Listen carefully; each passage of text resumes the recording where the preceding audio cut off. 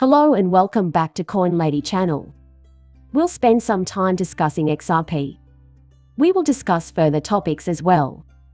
I had everything planned for a single XRP video, but there was just too much material, so I ended up making two.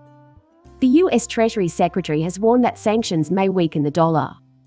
US Treasury Secretary Janet Yellen has warned that sanctions against countries like Russia could weaken the US dollar, adding fuel to the fire of speculation that the BRICS nations are constructing an alternative currency. In addition, there has been a persistent push in international trade to find a replacement for the US dollar as the global standard currency. We are in deep trouble as a nation if she is just now becoming aware of this. Back in June of last year, I was bringing this up. I was arguing that the BRICS nations would distance themselves from the currency in the future. Herge's understanding this is unsettling in a way. According to Warren Buffett, deposits in US banks are risk-free. It seems like Warren Buffett is trying to restore faith in banks these days. Folks who are too naive to realize any better. Keep in mind that he visited the White House to discuss the financial crisis. And now, I think he's on a mission to restore his credibility. Warren Buffett has cautioned against using borrowed funds to invest in cryptocurrencies due to the risk it poses to long-term financial security. Concurrently, he has an interest in discouraging new investors from entering the cryptocurrency market. He would also like to see the weak hands removed from cryptocurrency and the funds returned to the banks. That's the point, really. An attorney for XRP reflects on the Gary Gensler video about crypto-related bank panic. So, in the continuing Ripple action against the SEC, lawyer John Dean, who represents over 76,000 XRP coin holders, has been claiming for a long time that the large Wall Street banks want to get hold of some portion in the crypto market.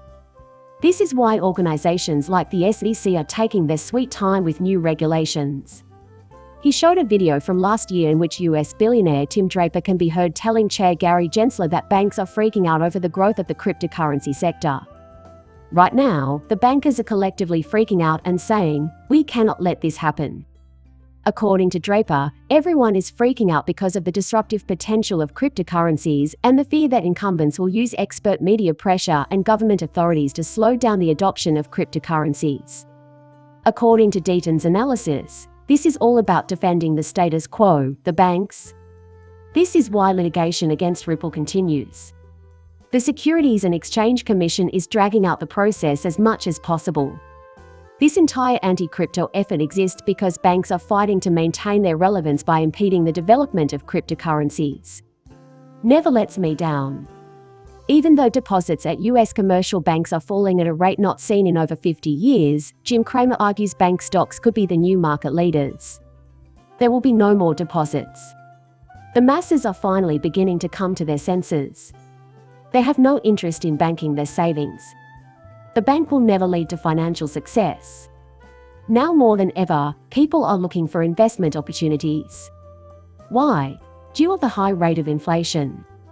They feel the need to invest and increase their wealth as much as possible to compensate for inflation.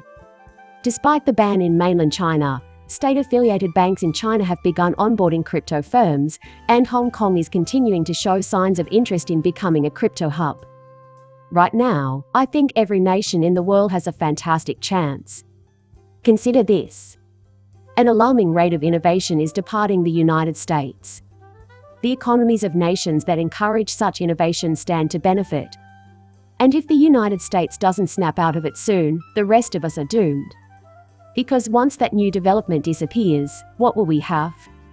It would appear that the SEC has exiled Bittrex overseas by issuing a Wells notice to the company for failing to register as an exchange broker, dealer, and clearinghouse. The SEC filed the identical allegations against BTC. Coinbase, are you there? If I had to guess, I'd say you're up next. Now I'm starting to suspect there's some sinister plot at work here, too. After all the talking, Gary finally leaves. I learned along the road that Gary and Elizabeth Warren discuss Know Your Customer KYC procedures. Get to know your clientele. I've overheard them discussing it several times. Express Post Australia, a digital ID can speed up a Know Your Customer process at cryptocurrency exchanges. We're crypto investors at the moment, thus we are constantly adding to our holdings. Some of our cryptocurrency holdings will need to be liquidated at a later date. And nowadays, if you go to an exchange, they demand to see your driver's license and verify your residence. But what if in the future they demand a digital ID? To trade cryptocurrency, would you use a digital ID? Do you see any movement in that direction from this? If you disagree with my theory, please share your thoughts in the comments area. In my opinion, the general public has little interest in obtaining a digital ID, but those involved in the cryptocurrency industry will likely get one in order to withdraw their holdings. Furthermore, this is occurring just before a CBDC. I still have suspicions that the World Economic Forum has some connection to the investigation of blockchain-based digital ID by the World Economic Forum. Consider this. We now have evidence linking the World Economic Forum to FTX demise.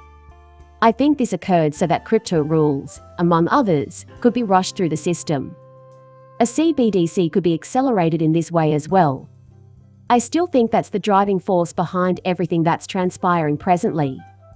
Prior to the July premiere of FedLive's Ripple vs. decision is almost certain in the second section $1 XRP. The price has since recovered after the release of Ripple's liquidity hub.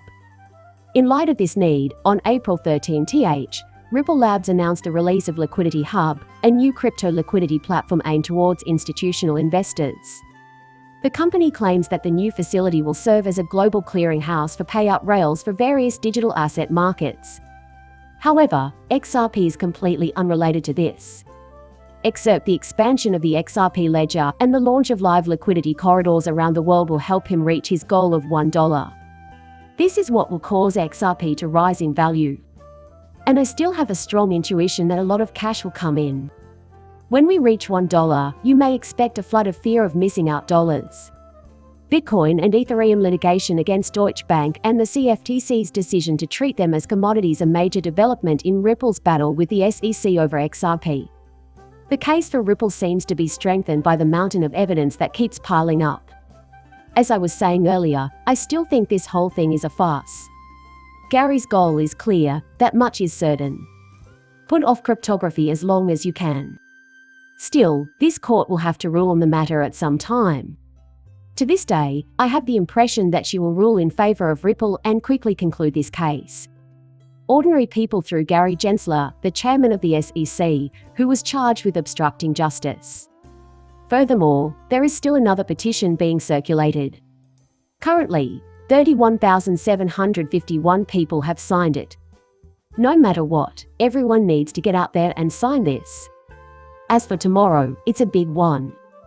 This Tuesday, Gary Gensler, chairman of the Securities and Exchange Commission (SEC), will be the featured witness before the whole U.S. House Committee on Financial Services. Now I think they are going to ask him some tough questions about Sam Bankman-Fried. They may question him on the George Soros scandal. Not to mention the back-channel communications and other hidden goings-on. I have a feeling this will develop into something substantial. I also get the impression that Gary will be let go at some point. But once again, it's a gorgeous design. Any decisions made at this gathering will have an effect on the XRP market. It remains to be seen what unfolds. However, I must conclude this video. Please accept my gratitude for tuning in. Thanks to everyone who has seen my videos. In the end, please like and subscribe my channel. See you in the next one. Bye.